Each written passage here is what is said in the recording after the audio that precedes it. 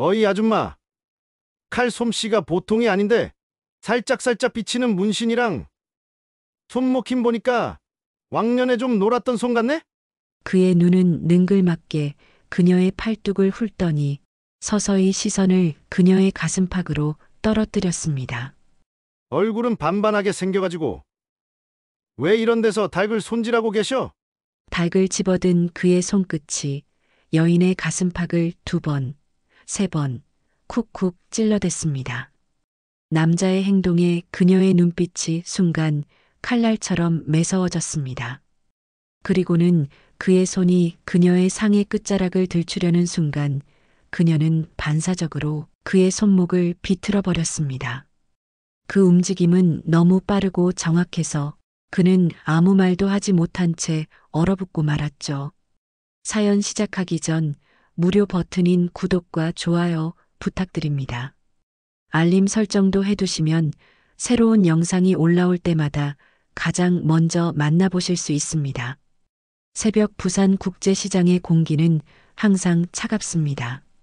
여름날에도 이곳은 한기가 돌았죠.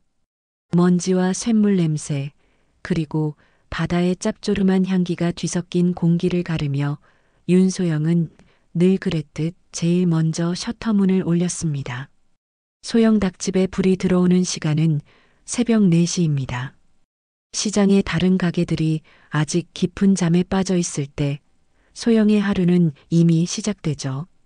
가게 안으로 들어선 소영은 조용히 앞치마를 두르고 칼을 꺼냈습니다. 그 움직임에는 어떤 망설임도 없었습니다. 오직 정확함만이 있을 뿐이죠. 냉장고에서 꺼낸 닭을 도마 위에 올려놓는 순간 소영의 손은 마치 다른 사람의 것처럼 변했습니다. 칼날처럼 예리하고 정확한 움직임입니다. 칼이 닭의 관절을 가르는 소리만 가게 안에 울렸죠. 그 소리는 소영에게 묘한 위안을 주는 듯 했습니다. 30마리, 오늘도 깔끔하게. 소영은 중얼거리며 손을 닦았습니다. 목소리는 낮고 단단했지만 어딘가 갈라진 듯한 울림이 있었죠. 창문으로 비치는 희미한 가로등 불빛이 소영의 얼굴을 비췄습니다. 단단한 광대뼈와 날카로운 턱선, 그리고 왼쪽 턱에 깊게 패인 칼자국입니다. 시간이 지나도 지워지지 않는 과거의 흔적이었죠. 소영은 무의식적으로 그 흉터를 쓸었습니다. 그러다 문득 소매가 거쳐 올라가며 드러난 팔목의 문신을 발견하고는 급히 소매를 내렸죠. 하얀 백조가 칼을 물고 있는 모양입니다. 그것은 칠성파의 상징이었습니다. 과거의 소영, 백비라 불리던 시절의 증거였죠. 이젠 다 지나간 일이야. 소영은 중얼거렸지만 그 말이 거짓임을 본인이 가장 잘 알고 있었습니다. 과거는 결코 지나가지 않습니다. 단지 잠시 숨어 있을 뿐이죠.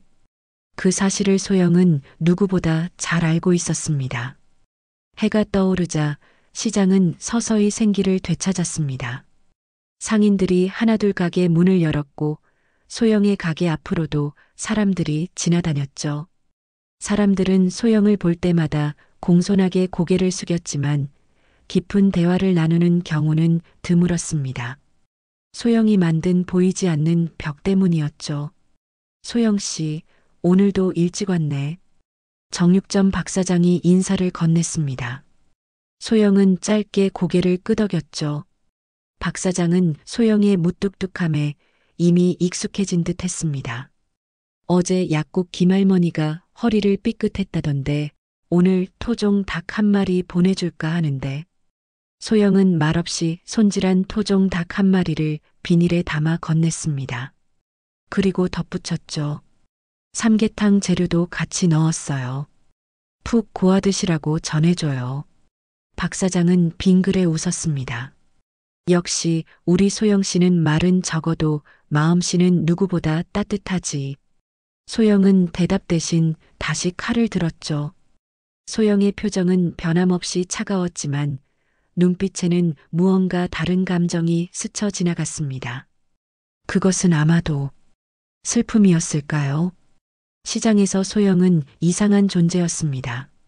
대화는 짧고 표정은 무뚝뚝했지만 누군가 아프다는 소식만 들리면 가장 먼저 닭을 손질해 보내는 사람이죠. 시장 상인들이 경조사가 있을 때면 누구보다 후하게 부조를 내는 사람입니다. 하지만 누구도 소영의 내면을 들여다볼 수는 없었죠. 점심시간이 지나고 가게가 잠시 한가해지자 소영은 도계실로 향했습니다. 그곳은 소영만의 공간이었죠.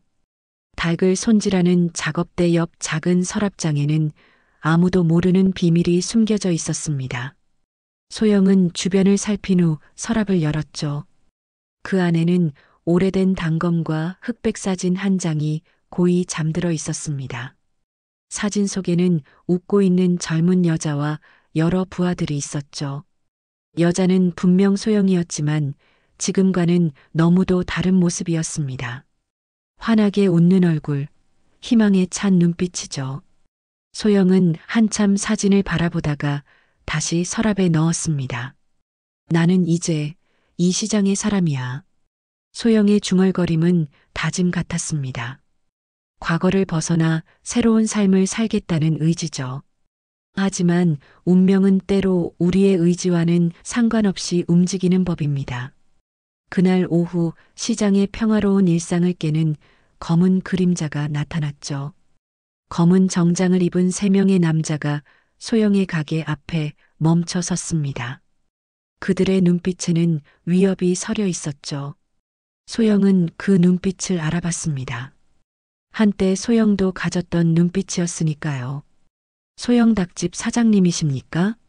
소영은 침착하게 대답했습니다. 네, 무슨 일로 오셨죠? 저희는 흑도에서 나왔습니다. 앞으로 이 시장은 저희가 관리하게 될 텐데. 인사차 들렀습니다. 소영의 눈이 차갑게 빛났죠. 과거의 그림자가 드디어 소영을 찾아온 것입니다. 흑도의 방문은 시장 전체에 빠르게 소문이 퍼졌습니다. 언제부턴가 시장 골목마다 검은 정장을 입은 남자들이 서성이기 시작했죠. 그들은 노골적으로 상인들을 감시하며 불안감을 조성했습니다. 흑도라는 신흥 조폭이 국제시장을 노리고 있다더군요. 젓갈 가게 순이가 소영에게 다가와 작은 목소리로 말했습니다. 순이의 눈빛에는 두려움이 서려 있었죠. 소영은 말없이 칼날을 닦으며 고개만 끄덕였습니다. 진입세라는 걸 내라고 한다는데 안 내면 가게를 못 열게 한대요. 어떡하죠, 소영 씨? 소영은 천천히 칼을 내려놓았습니다. 소영의 눈빛이 변했죠. 그 안에 무언가 위험한 기운이 일렁였습니다. 걱정하지 마세요. 아직은. 소영의 말이 채 끝나기도 전에 가게 문이 거칠게 열렸습니다. 흑도의 보스 서진수와 부하들이 들어왔죠. 서진수는 30대 중반으로 보이는 남자였습니다. 날카로운 눈매와 오만한 미소가 특징이었죠. 소영 닭집, 유명하더군요. 국제시장의 터줏대감이라고 하던데. 서진수의 목소리는 부드러웠지만 그 안에 담긴 위협은 분명했습니다. 소영은 무표정한 얼굴로 서진수를 바라봤죠. 무슨 일로 오셨습니까? 서진수는 느긋하게 가게 안을 둘러보며 말했습니다. 우리 흑도가 이제 이 시장을 관리하게 됐습니다. 모든 상인들이 진입세를 내야 하는데 소영 씨는 특별히 월 300만 원으로 책정했어요. 소영의 눈이 차갑게 빛났습니다. 뭐라고요? 영세상인에게 그게 무슨 말도 안 되는 금액이죠? 보업이라고 생각하시면 됩니다. 이 험한 세상에 혼자 사는 여자분이 안전이 걱정돼서요. 서진수의 말에 부하들이 낄낄 웃었죠. 소영은 천천히 일어섰습니다. 소영의 손은 여전히 칼을 잡고 있었죠. 그딴 보호는 필요 없습니다. 저는 혼자서도 잘 살고 있으니까요. 서진수의 얼굴에서 미소가 사라졌습니다. 그의 눈빛이 위험하게 변했죠. 소영 씨, 우리가 누군지 아직 모르시는 것 같은데 흑도는 장난이 아닙니다. 내일까지 결정하세요. 답은 예스만 받습니다. 서진수는 협박의 말을 남기고 가게를 나갔습니다. 소영은 홀로 남아 창밖을 바라봤죠. 시장 골목에는 이미 여러 곳에 흑도의 사람들이 자리 잡고 있었습니다. 그날 밤 소영은 평소보다 늦게까지 가게에 남았죠. 닭을 손질하는 소영의 손놀림은 평소와 다름없이 정확했지만 그 눈빛은 더욱 날카로워졌습니다. 소영은 오랜만에 서랍 속에 단검을 꺼내 손질했죠. 그 단검은 소영이 칠성파 시절 사용하던 것으로 백조 모양이 새겨져 있었습니다. 아직은 안 돼. 소영은 중얼거리며 단검을 다시 서랍에 넣었습니다. 과거로 돌아가고 싶지 않았죠. 그 피의 세계로 돌아가는 것은 소영이 지난 5해 동안 필사적으로 피해온 일이었습니다. 다음 날 아침 소영이 가게 셔터를 올리려는 순간 충격적인 광경을 마주했죠. 가게 앞에는 피가 흥건한 죽은 닭 5마리가 매달려 있었습니다. 각 닭의 목에는 붉은 글씨로 흑도라고 쓰인 딱지가 걸려 있었죠. 시장 상인들이 하나둘 모여들었습니다. 그들의 눈에는 공포가 서려 있었죠. 소영은 담담하게 죽은 닭들을 내려 비닐봉지에 담았습니다. 소영 씨, 이건 명백한 협박이에요. 경찰에 신고해야 해요. 과일 가게 영희가 떨리는 목소리로 말했죠. 소영은 고개를 저었습니다. 경찰은 소용없어요. 이런 사람들에게는. 소영의 말을 들은 상인들은 더욱 불안해했습니다. 소영이 마치 이런 세계를 잘 아는 것처럼 말했기 때문이죠. 그들은 소영이 왜 그렇게 확신에 찬 말을 하는지 알지 못했습니다. 소영의 과거를, 백비로 불리던 시절을 알지 못했기 때문이죠. 그날 오후 흑도의 사람들이 다시 찾아왔습니다. 이번에는 서진수 대신 부하들만 왔죠. 보스님의 제안 생각해 보셨습니까? 소영은 칼을 내려놓지 않은 채 대답했습니다. 말 같지도 않은 보호 필요 없다고 말했을 텐데요. 어제 선물은 마음에 드셨나요? 다음번에는 닭이 아닐 수도 있어요. 이 시장에는 당신 말고도 많은 사람들이 있죠. 그 말에 소영의 눈빛이 변했습니다. 흑도 부하들조차 그 순간 소영의 눈에서 본 것에 움찔했죠. 그것은 공포, 분노를 넘어선 무언가였습니다. 마치 죽음을 담은 듯한 차가운 빛이었죠. 시장 사람들은 건드리지 마세요. 내일 대답을 드리죠. 흑도 부하들은 만족스러운 미소를 지으며 떠났습니다. 소영은 혼자 남아 칼을 꽉 쥐었죠. 손가락 마디가 하얗게 되도록. 그날 밤 소영은 도계실에 앉아 오랜 고민에 빠졌습니다. 오래된 단검을 손에 쥐고 끝없이 생각에 잠겼죠.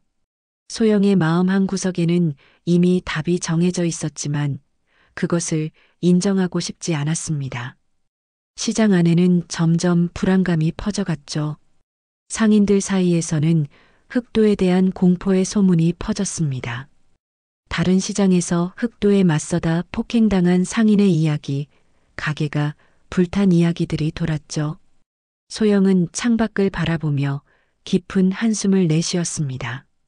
시장의 불빛들이 하나둘 꺼져가는 모습이 마치 소영의 마음처럼 어두워 보였죠.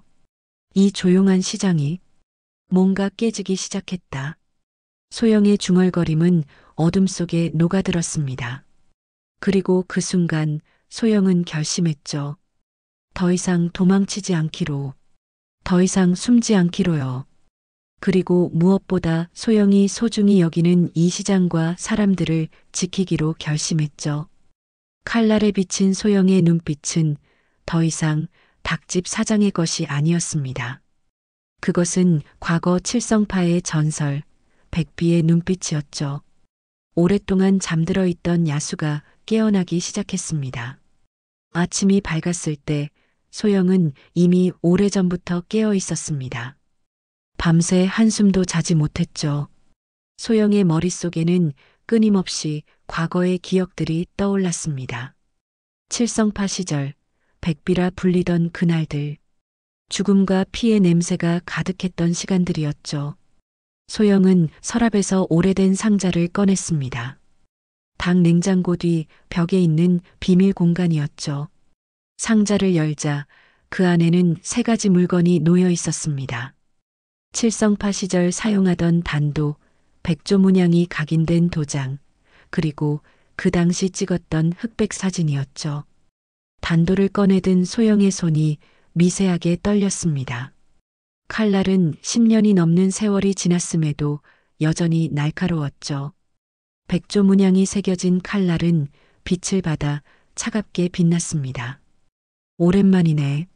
소영은 중얼거리며 단도의 밸런스를 확인했습니다. 손에 쥐는 순간 모든 것이 익숙해졌죠. 마치 어제까지 들고 있었던 것처럼 몸이 기억하고 있었습니다. 칠성파의 백비로 살았던 그 시절의 감각을요. 누구세요? 갑작스러운 목소리에 소영은 순간적으로 단도를 감췄습니다. 뒤를 돌아보니 정육점 박사장이 도계실 입구에 서 있었죠. 박사장의 눈에는 놀라움과 의심이 가득했습니다. 죄송합니다. 문이 열려 있어서. 박사장이 더듬거리며 말했죠. 소영은 침착하게 상자를 닫았지만 이미 늦었습니다. 박사장은 분명 단도와 백조 문양을 보았을 테니까요. 둘 사이에 긴장감이 감돌았습니다. 그게 혹시? 박사장이 조심스럽게 입을 열었죠. 설마 그때 그 전설 백비? 소영의 눈이 차갑게 변했습니다. 박사장은 그 눈빛에 움찔했죠. 하지만 박사장의 눈에는 두려움보다는 놀라움이 더 크게 자리 잡았습니다. 어떻게 아시죠? 소영이 낮은 목소리로 물었습니다. 박사장은 한숨을 내쉬었죠. 제가 옛날에 동네에서 정육점을 할 때 칠성파와 거래가 있었습니다. 그때 백비의 소문은 다들 알고 있었죠. 하얀 백조 문양의 단도를 든 여자. 한 번도 본 적은 없었지만 전설처럼 떠돌았어요. 소영은 아무 말도 하지 않았습니다. 단지 단도를 천천히 상자에 다시 넣었을 뿐이죠.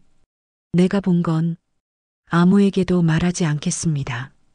박사장이 진지하게 말했죠. 하지만 흑도 때문에 뭔가 하실 생각이라면 조심하셔야 합니다. 그들은 만만한 상대가 아니에요. 소영은 쓴웃음을 지었습니다. 박사장은 소영을 물끄러미 바라보았습니다. 그의 눈에는 이제 무언가 다른 감정이 서려 있었죠. 존경일까요? 아니면 경외심일까요? 필요한 일이 있으면 말씀하세요.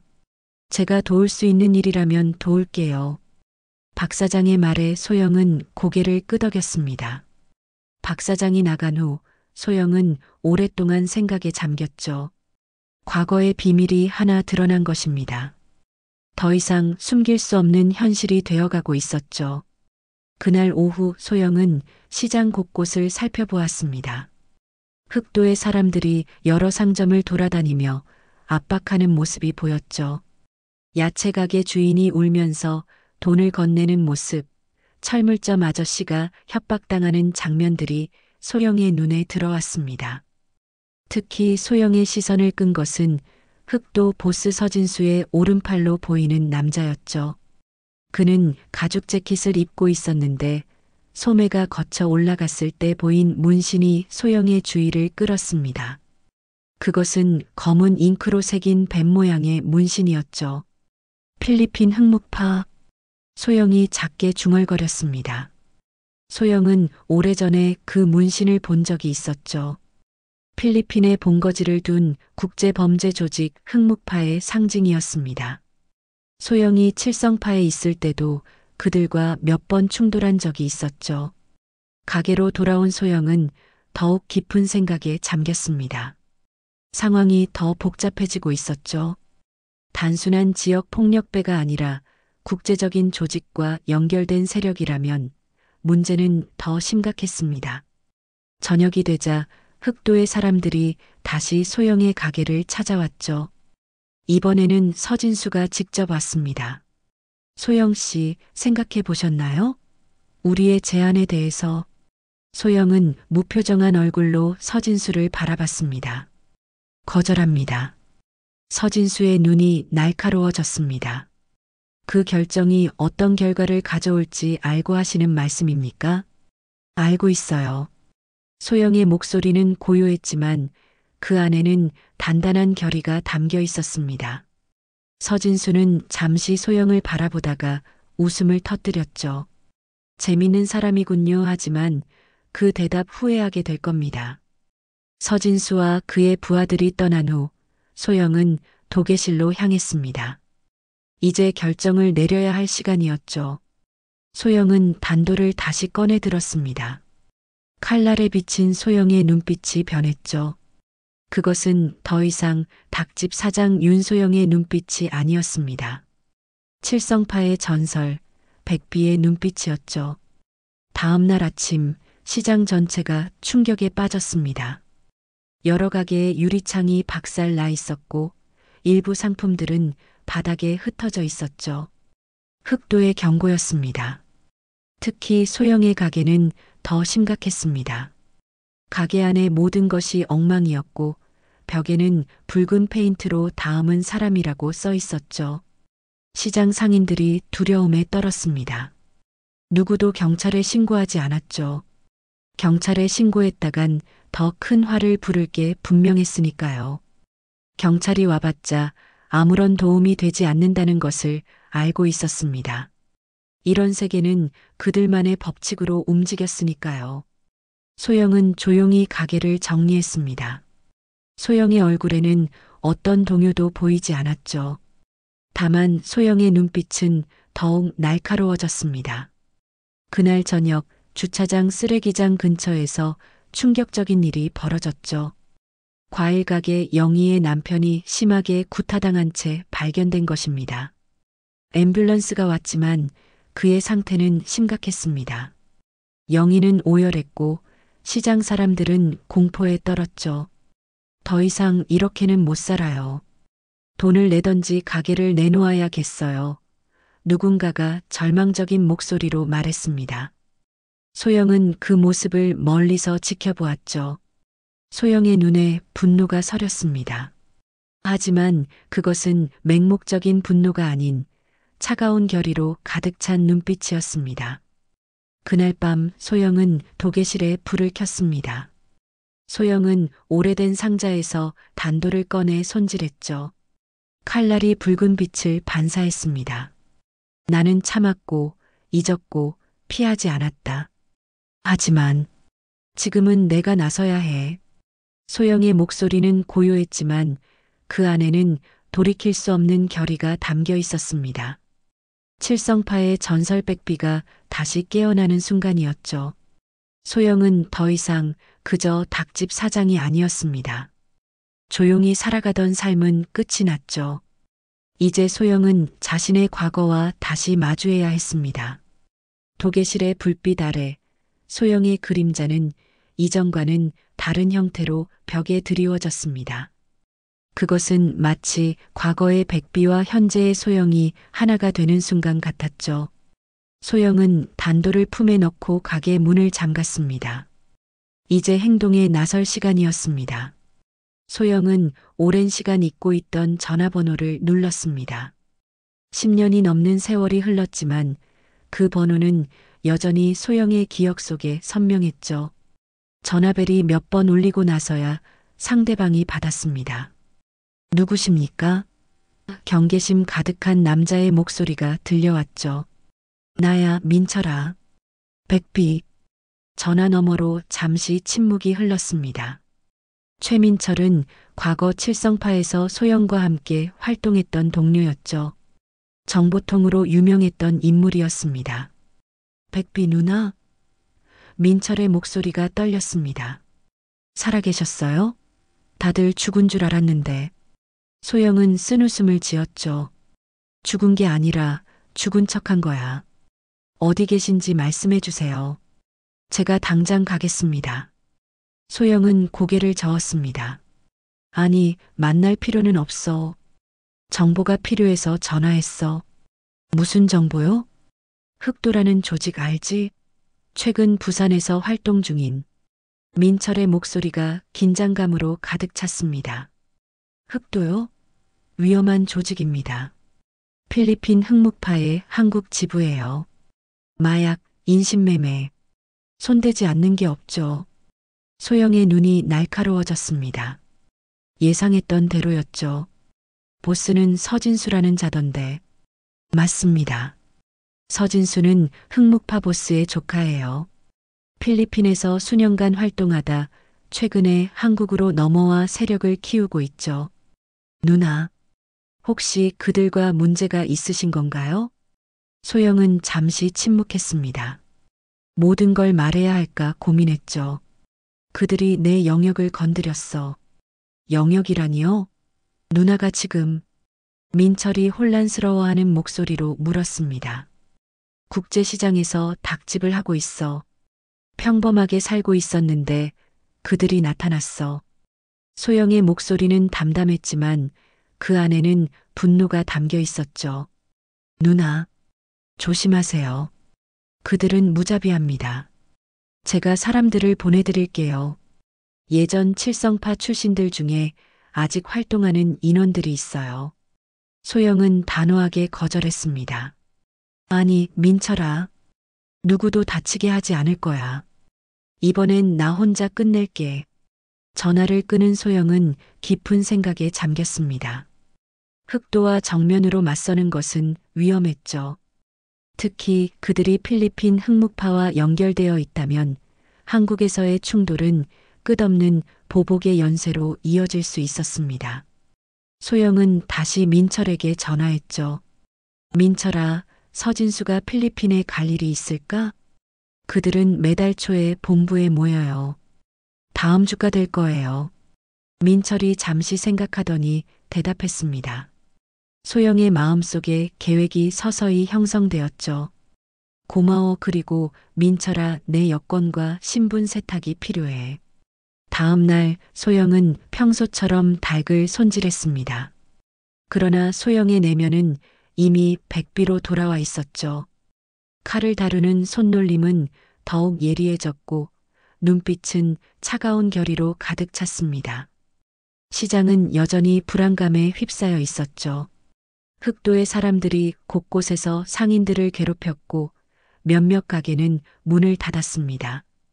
특히 영희의 과일 가게는 남편이 병원에 입원한 후 문을 열지 못했죠. 소영은 조용히 시장을 걸으며 모든 상황을 관찰했습니다. 그리고 결심했죠. 이 시장과 사람들을 지키기 위해 자신이 그토록 피하려 했던 과거의 삶으로 다시 돌아가기로요. 오후 흑도의 사람들이 다시 소영의 가게를 찾아왔습니다. 이번에는 서진수의 오른팔인 가죽 재킷의 남자가 왔죠. 보스님이 답을 기다리고 계십니다. 그가 냉정하게 말했습니다. 소영은 차분히 대답했죠. 내일 직접 서진수 씨를 만나고 싶습니다. 협상할 게 있어요. 남자는 의심스러운 눈빛으로 소영을 바라봤지만 곧 고개를 끄덕였습니다. 내일 오후 2시 완월동 카페에서 보스님을 만나실 수 있습니다. 남자가 떠난 후 소영은 도계실에서 준비를 시작했죠. 민철이 보내준 새 여권과 신분증을 확인했습니다. 이제 소영은 이미영이라는 새 신분을 갖게 되었죠. 필리핀행 항공권도 예약했습니다. 서진수를 따라갈 준비였죠.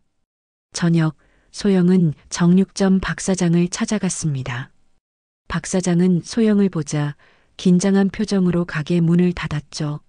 무슨 일이십니까, 소영 씨? 박 사장이 조심스럽게 물었습니다. 소영은 곧바로 본론으로 들어갔죠. 며칠 동안 가게를 비울 거예요. 제 가게 좀 봐주실 수 있을까요? 박 사장은 소영의 눈빛에서 무언가를 읽었는지 더 이상 묻지 않고 고개를 끄덕였습니다. 걱정 마세요. 제가 잘 볼게요. 그리고 소영이 잠시 망설이다 말을 이었죠. 만약 제가 돌아오지 못하면 가게를 영희에게 주세요. 남편이 다쳤으니 도움이 필요할 거예요. 박 사장의 얼굴에 충격과 걱정이 스쳤습니다.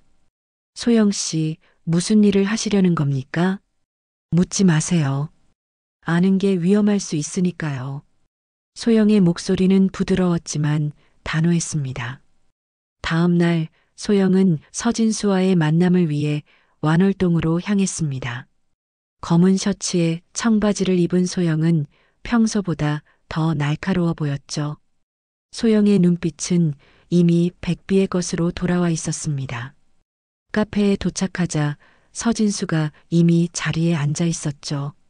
뒤에는 2명의 경호원이 서 있었습니다. 소영 씨, 생각이 바뀌신 건가요? 서진수가 오만한 미소를 지으며 물었습니다. 소영은 담담하게 대답했죠. 네, 협력하기로 했어요. 하지만 한 가지 조건이 있습니다. 조건이라고요? 서진수의 눈썹이 치켜 올라갔습니다. 시장 사람들은 건드리지 마세요. 저만 상대하시면 됩니다. 서진수는 잠시 소영을 관찰하더니 웃음을 터뜨렸습니다. 재미있는 분이군요. 좋아요, 받아들이죠. 그럼 진입세는 매달 300만 원 맞죠? 소영이 차분하게 끊었습니다. 첫 달 것은 내일 준비해 드릴게요. 서진수는 만족스러운 미소를 지었죠. 현명한 결정입니다. 소영이 대화를 이어갔습니다. 그런데 서진수 씨는 필리핀에도 자주 가시나요? 서진수의 눈빛이 경계로 가득 찼습니다. 왜 그런 걸 물으시죠? 소영은 무심한 척 대답했죠. 그냥 궁금해서요. 외국에 계열사가 있다고 들었거든요. 서진수는 잠시 소영을 살펴보더니 웃음을 지었습니다. 비즈니스맨이니까요. 해외 출장은 자주 있는 일이죠. 대화를 마치고 나온 소영은 곧바로 민철에게 전화했습니다. 서진수의 필리핀 일정을 정확히 알아내야 해. 이미 알아봤습니다. 민철이 대답했죠. 다음 주 월요일 밤 비행기로 마닐라로 갑니다. 3박 4일 일정이에요. 소영은 고개를 끄덕였습니다. 고마워, 이제 준비해야겠군. 그날 밤 소영은 오랜만에 과거의 훈련을 다시 시작했습니다. 도계실에서 칼을 다루는 손놀림을 연습했고 몸의 움직임을 되살렸죠. 10년이 넘는 세월이 흘렀지만 소영의 몸은 여전히 그 감각을 기억하고 있었습니다. 이번이 마지막이야. 소영은 중얼거렸습니다. 이걸로 모든 걸 끝내고 다시는 칼을 들지 않을 거야. 그러나 소영의 마음 한구석에서는 알고 있었죠. 한번 깨어난 백비는 쉽게 잠들지 않으리라는 것을. 그래도 소영은 결심했습니다. 이 시장과 사람들을 지키기 위해, 그리고 자신의 새로운 삶을 지키기 위해 과거의 악몽과 마지막으로 한 번 더 마주하기로요. 도계실의 불빛 아래 소영의 그림자는 이전과는 다른 형태로 벽에 드리워졌습니다. 그것은 마치 닭집 사장 윤소영과 칠성파의 전설 백비가 하나로 융합되는 듯한 형상이었죠. 이제 소영은 완전히 준비되었습니다. 흑도와 흑묵파를 한 번에 끝낼 최후의 작전을 위해서요. 다음 주 월요일 소영은 인천국제공항에 도착했습니다. 손에는 작은 캐리어 하나뿐이었죠. 그 안에는 필요한 것들만 간단히 챙겨 넣었습니다. 옷 몇 벌과 세면도구, 그리고 특별히 준비한 단도 하나. 모든 것이 계획대로 진행되고 있었죠. 출국장에서 소영은 서진수를 발견했습니다. 그는 2명의 부하들과 함께 있었죠. 소영은 모자를 깊게 눌러쓰고 멀리서 그들을 관찰했습니다. 서진수는 자신을 따라오는 그림자에 대해 전혀 알지 못하는 듯 했죠. 목적이 어떻게 되십니까? 출국 심사대에서 직원이 물었습니다. 소영은 준비된 대답을 했죠. 관광입니다. 체류 기간은요? 5일이요. 이미영이라는 신분 세탁된 여권에 도장이 찍히고 소영은 출국장으로 향했습니다. 이제 돌이킬 수 없는 강을 건너고 있었죠. 소영의 머릿속에는 계속해서 시장 사람들의 얼굴이 떠올랐습니다. 과일 가게 영희와 부상당한 그녀의 남편, 정육점 박 사장, 약국 김할머니. 그들을 지키기 위해 소영은 다시 한번 칼을 들었습니다. 비행기 안에서 소영은 서진수를 멀리서 지켜봤습니다. 그는 비즈니스석에 앉아 여유롭게 샴페인을 마시고 있었죠. 소영은 이코노미석 맨 뒷줄에 앉아 모자를 깊게 눌러 쓴 채 존재감을 지웠습니다. 흑묵파. 소영은 중얼거렸죠. 오래전 칠성파 시절 소영은 흑묵파와 몇 번 마주친 적이 있었습니다. 필리핀에 본거지를 둔 이 조직은 동남아시아 전역에서 악명 높았죠. 마약, 인신매매, 불법 무기 거래까지 손대지 않는 범죄가 없는 집단이었습니다. 마닐라 공항에 도착하자 소영은 서진수 일행이 먼저 내리는 것을 기다렸습니다. 그들을 놓치지 않기 위해서였죠. 서진수는 공항에서 검은색 세단을 타고 떠났습니다. 소영은 재빨리 택시를 잡아 그들을 따라갔죠. 저 차를 따라가 주세요. 소영은 택시 운전사에게 부탁했습니다. 택시 운전사는 의아한 표정을 지었지만 더 많은 팁을 약속받고 고개를 끄덕였죠. 차는 마닐라의 복잡한 거리를 지나 마카티 지역의 고급 호텔 앞에 멈췄습니다. 서진수와 그의 부하들이 내려 호텔로 들어갔죠. 소영은 택시 운전사에게 돈을 건네며 말했습니다. 저도 여기서 내릴게요. 호텔 로비에서 소영은 서진수가 체크인하는 것을 지켜봤습니다. 리셉션에 접근한 소영은 친절한 미소로 직원에게 물었죠. 방금 들어간 한국인 손님과 같은 층으로 방을 부탁해도 될까요? 같은 회사 동료인데 비즈니스 때문에 같은 층이 편할 것 같아서요. 직원은 잠시 망설이다가 소영의 정중한 태도에 고개를 끄덕였습니다. 15층 1507호로 모시겠습니다. 그분은 1512호에 체크인하셨어요. 소영은 미소를 지었죠. 감사합니다. 방에 들어온 소영은 창밖을 바라봤습니다. 마닐라의 밤 풍경이 펼쳐졌죠. 빛나는 고층 빌딩들과 그 사이로 보이는 어두운 빈민가의 대비가 뚜렷했습니다. 이 도시는 빛과 그림자가 공존하는 곳이었죠. 소영은 캐리어에서 단도를 꺼내 칼날을 닦았습니다. 칼날은 차가운 빛을 반사했죠. 소영의 눈에도 같은 차가운 빛이 서려 있었습니다. 백비가 완전히 깨어난 순간이었죠. 그날 밤 소영은 서진수를 감시했습니다. 그는 호텔 레스토랑에서 현지인 몇 명과 만났죠.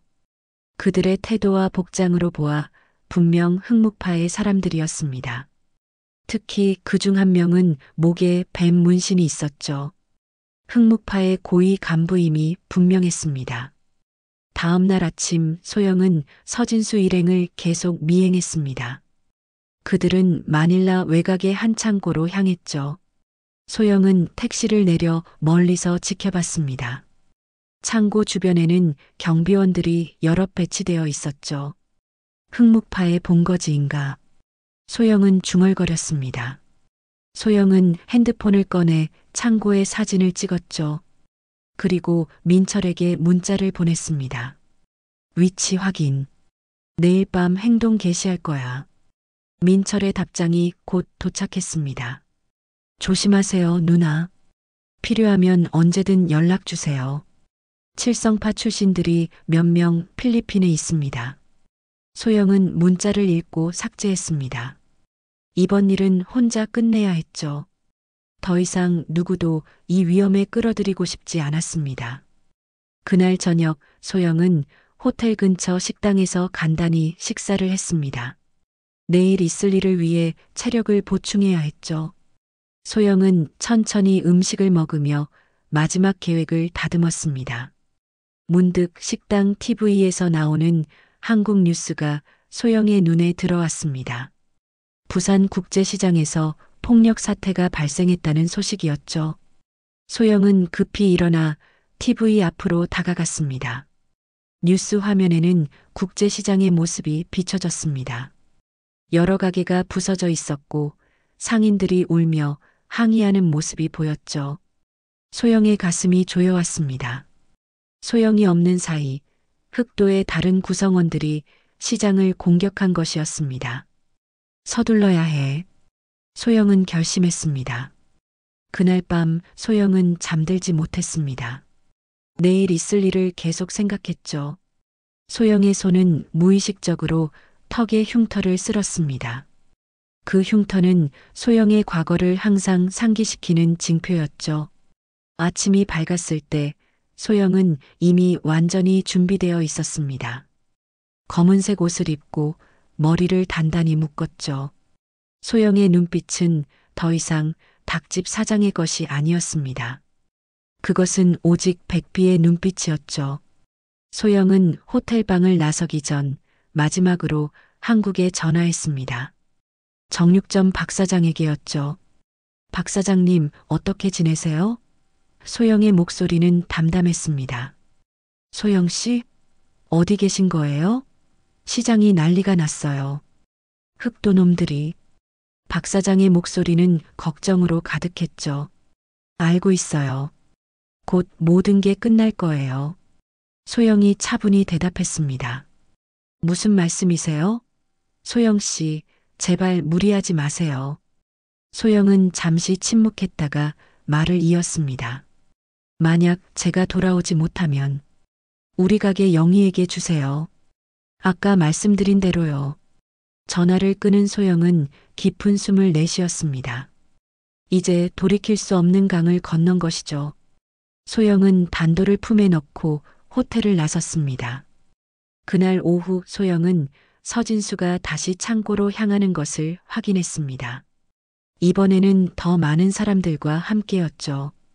소영은 멀리서 지켜보다가 해가 지기를 기다렸습니다. 어둠이 내리자 소영은 창고 주변을 조사했습니다. 경비원은 4명이었고 CCTV가 여러 곳에 설치되어 있었죠. 하지만 소영에게는 문제가 되지 않았습니다. 과거 칠성파 시절 소영은 이보다 더 강력한 경비 시스템도 뚫은 적이 있었으니까요. 소영은 조용히 뒤편으로 접근했습니다. 첫 번째 경비원은 담배를 피우던 중이었죠. 소영은 재빠르게 그의 뒤로 다가가 정확한 한 방에 그를 기절시켰습니다. 소리 하나 내지 못한 채로요. 두 번째 경비원도 비슷한 방식으로 제압했습니다. 소영의 움직임은 마치 그림자처럼 조용했죠. 아무도 소영의 존재를 눈치채지 못했습니다. 소영은 창고 측면의 작은 창문을 통해 안으로 들어갔습니다. 내부는 상자들로 가득했고 중앙에는 사람들이 모여 있었죠. 서진수와 흑목파의 간부들이었습니다. 그들은 테이블 위에 펼쳐진 서류와 약품 샘플로 보이는 것들을 살펴보고 있었습니다. 소영은 천장 구조물을 따라 조용히 이동했습니다. 과거의 훈련이 몸에 배어 있었죠. 소영은 완벽한 타이밍을 기다렸습니다. 모든 것을 한 번에 끝낼 순간을요. 그리고 마침내 그 순간이 왔습니다. 소영은 마지막으로 깊은 숨을 내쉬고 단도를 꽉 쥐었죠. 그리고 중얼거렸습니다. 나는 참았고 잊었고 피하려 했다. 하지만 이제는 끝낼 시간이다. 소영은 천장에서 뛰어내렸습니다. 소영의 눈에는 더 이상 망설임이 없었습니다. 오직 한 가지 목표만 있었죠. 이 악몽을 영원히 끝내는 것. 그리고 그날 밤 마닐라의 한 창고에서 칠성파의 전설 백비가 마지막으로 칼을 휘둘렀습니다. 흑묵파와 흑도의 악몽은 그렇게 끝이 났죠. 15시간 후 소영은 인천국제공항에 도착했습니다. 소영의 얼굴에는 피로가 가득했지만 눈빛은 이상하게 평온해 보였죠. 마치 오랜 짐을 내려놓은 사람처럼 말입니다. 출국장을 빠져나오는 소영의 발걸음은 무거웠습니다. 오른쪽 팔꿈치에는 진한 멍이 들어 있었고 걸을 때마다 미세하게 절뚝거렸죠. 하지만 소영의 표정에는 고통의 흔적이 없었습니다. 오히려 담담함이 깃들어 있었죠. 소영은 공항 화장실에 들어가 얼굴을 씻었습니다. 거울에 비친 자신의 모습을 오랫동안 바라봤죠. 턱의 흉터가 더욱 선명해 보였습니다. 소영은 천천히 흐르는 물에 손을 담근 채 생각에 잠겼죠. 그날 밤 마닐라에서 있었던 일은 마치 꿈처럼 흐릿했습니다. 창고 안의 어둠, 놀란 얼굴들, 그리고 칼날의 반짝임. 모든 것이 빠르게 지나갔죠. 소영은 계획대로 흑목파와 흑도의 핵심 인물들을 제거했습니다. 서진수도 그 중 하나였죠. 이제 끝났어. 소영은 중얼거렸습니다. 부산으로 돌아가는 기차 안에서 소영은 뉴스를 확인했습니다. 필리핀 마닐라에서 한국인 조직폭력배들이 사망한 채로 발견됐다는 소식이 나오고 있었죠. 필리핀 경찰은 마약 거래와 관련된 조직 간 충돌로 보고 있다고 했습니다. 뉴스 속 얼굴들 중에는 서진수도 있었습니다. 소영은 화면을 끄고 창밖을 바라봤죠.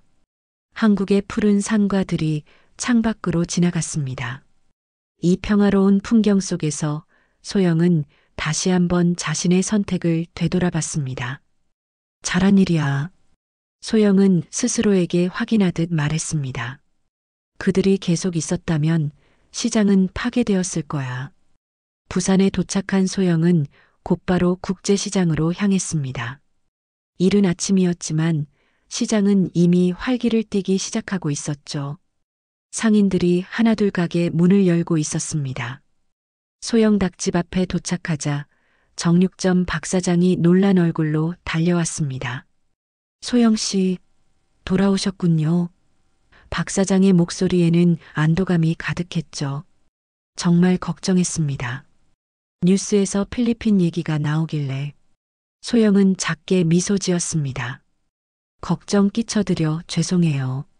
이제 돌아왔어요. 그런데 흑도놈들이 갑자기 사라졌어요. 어제부터 그 누구도 보이지 않습니다. 마치 바람처럼 사라졌어요. 소영은 무심한 듯 대답했죠. 그래요? 다행이네요. 박 사장은 소영의 눈을 깊이 들여다봤습니다. 그리고 무언가를 깨달은 듯 천천히 고개를 끄덕였죠.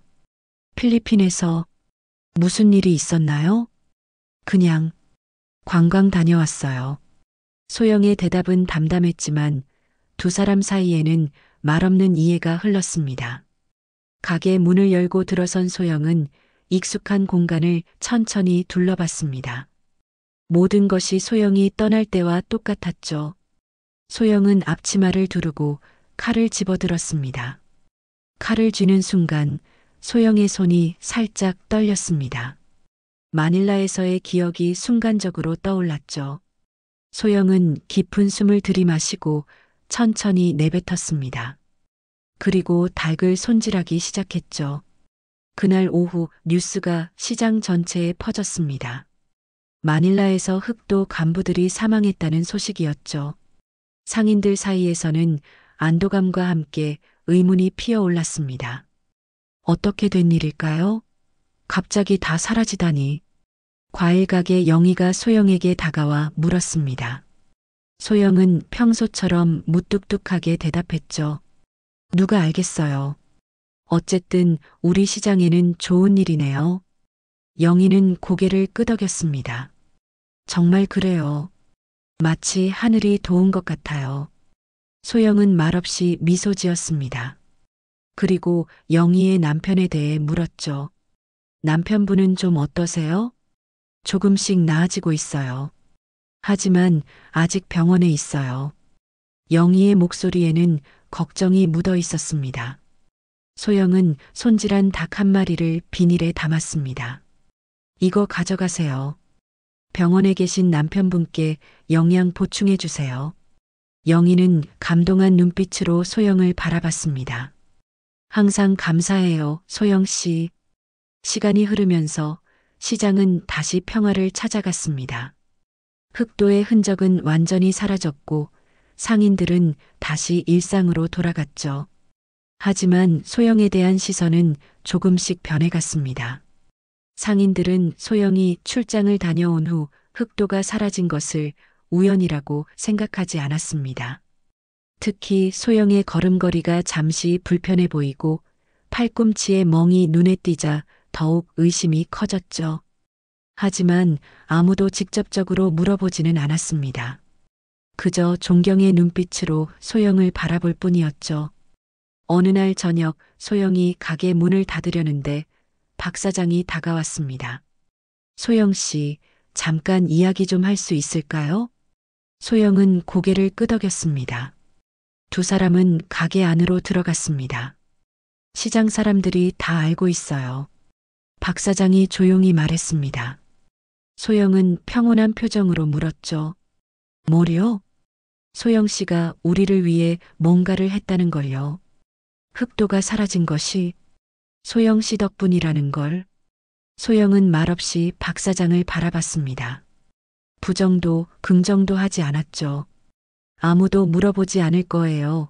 그리고 모두가 감사하게 생각하고 있어요. 박 사장의 목소리에는 진심이 담겨 있었습니다. 소영은 천천히 고개를 끄덕였습니다. 시장은 제 집이에요. 이곳 사람들은 제 가족이고요. 그 말을 남기고 소영은 도계실로 향했습니다. 소영은 오래된 상자를 꺼내 열었죠. 그 안에 단도를 바라보며 소영은 결심했습니다. 이제 정말로 모든 것을 끝낼 시간이었습니다. 소영은 단도를 들고 시장 뒤편으로 나갔습니다. 아무도 없는 곳이었죠. 소영은 깊은 구덩이를 파고 단도를 그 안에 넣었습니다. 백조 문양이 새겨진 칼날이 흙 속으로 사라졌죠. 이제 진짜 끝이야. 소영은 중얼거렸습니다. 백비는 더 이상 존재하지 않아. 흙을 덮고 돌아서는 소영의 얼굴에는 평화로운 미소가 어렸습니다. 마치 오랜 짐을 내려놓은 듯한 가벼움이 느껴졌죠. 소영은 이제 단지 소영 닭집 사장일 뿐이었습니다. 과거의 그림자에서 벗어난 한 사람이었죠. 그러나 운명은 때로 우리의 계획대로 흘러가지 않습니다. 다음 날 아침 소영이 가게 문을 열자마자 경찰 2명이 들어왔습니다. 윤소영 씨 맞으십니까? 한 형사가 물었죠. 소영은 침착하게 대답했습니다. 네, 맞습니다. 무슨 일이신가요? 흑도 사건의 보스인 서진수 씨가 최근에 윤소영 씨를 만났더군요. 만나서 무슨 이야기를 했죠? 소영이 대답했습니다. 그들이 계속해서 저희 시장의 만행들 저질렀어요. 저는 더 이상 상인들을 괴롭히지 않겠다는 약속을 받아내기 위해 진입세를 내기로 했습니다. 그게 다예요. 시장 상인들이 놀란 표정으로 그 광경을 지켜봤죠. 그들이 마닐라에서 사고를 당한 날 당신은 뭐하고 있었죠? 그때였습니다. 박 사장이 나서서 말했습니다. 소영 씨는 그날 닭 수급 문제로 가게에서 일하고 있었습니다. 제가 그날 함께 일을 도와주고 있었죠. 그때 과일 가게 영희도 거들었습니다. 맞아요. 그날 저도 봤어요. 평소 소영 씨가 도움을 많이 줘서 과일 좀 갖다 주러 갔었죠. 박 사장과 함께 생닭쭈굽 작업을 하고 있더라고요. 다른 시장 상인들도 다 같이 자신들도 봤다고 증언하고 있었습니다. 소영은 놀라움을 감추지 못했습니다. 시장 사람들이 소영을 위해 거짓말을 한 것이었죠. 그때였습니다. 한 형사가 다급히 달려오더니 취조하는 형사에게 말했습니다. 윤소영 씨의 여권에는 출국 기록이 없습니다.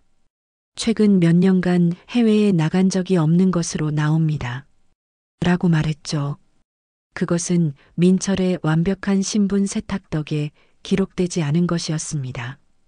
경찰들은 더 이상 조사할 것이 없다며 바로 철수해버렸죠.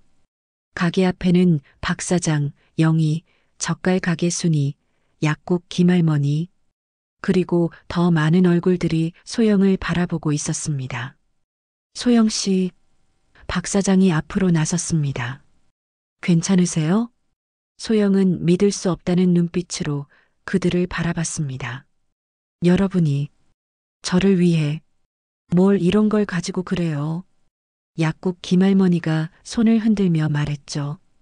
우리 시장 사람들은 한 가족인데 당연한 거지.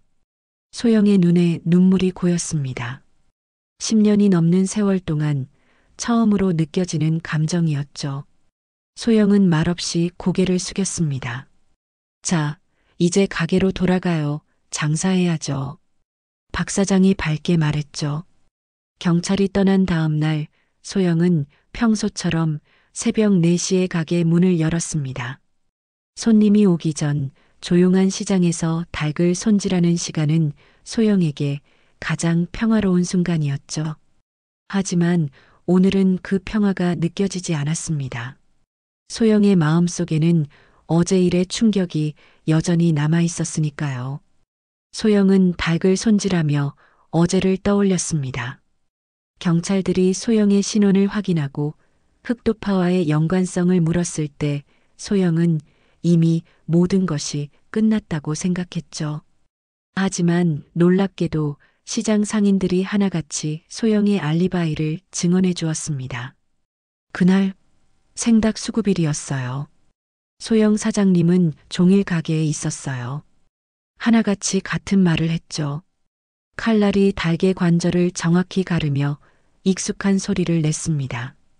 소영은 그 소리에 잠시 생각을 멈추고 집중했죠. 완벽한 손놀림, 정확한 칼질.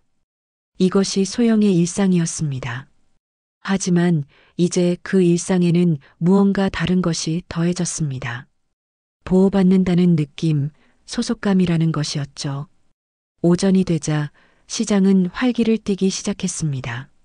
상인들이 하나둘 가게 문을 열었고 손님들이 모여들기 시작했죠.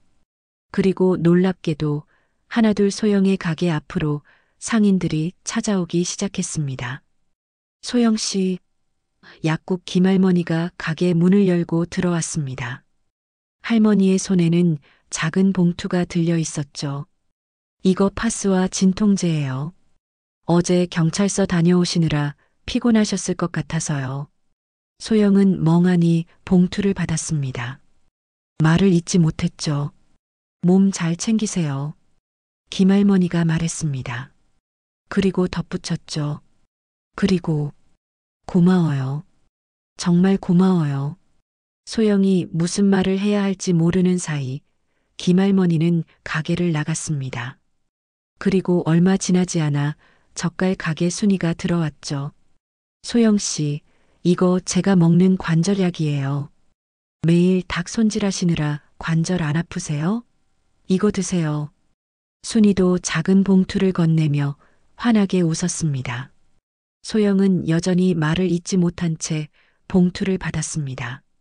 순이도 김할머니와 같은 말을 남기고 떠났죠.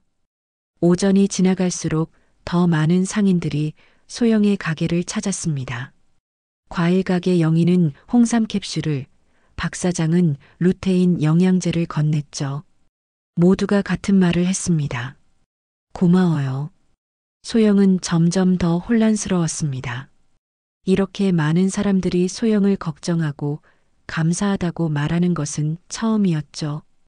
평생 혼자였던 소영에게 이런 관심과 감사는 낯설었습니다.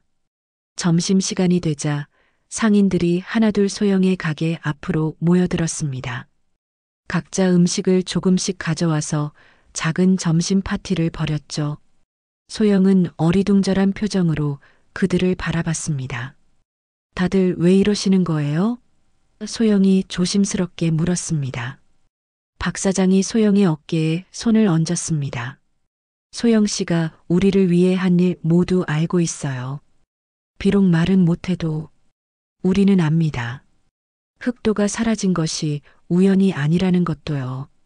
영희가 덧붙였죠. 박 사장이 웃으며 말했습니다.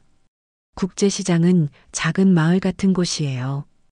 우리끼리 모르는 게 없죠. 소영의 눈에 눈물이 고였습니다. 칠성파의 전설로 살던 시절에도 싸움에서 죽을 뻔한 날에도 울지 않았던 소영이 이 순간 사람들의 온기 앞에 무너졌습니다. 소영은 말없이 고개를 숙였습니다. 어깨가 미세하게 떨렸죠. 눈물이 뺨을 타고 흘러내렸습니다.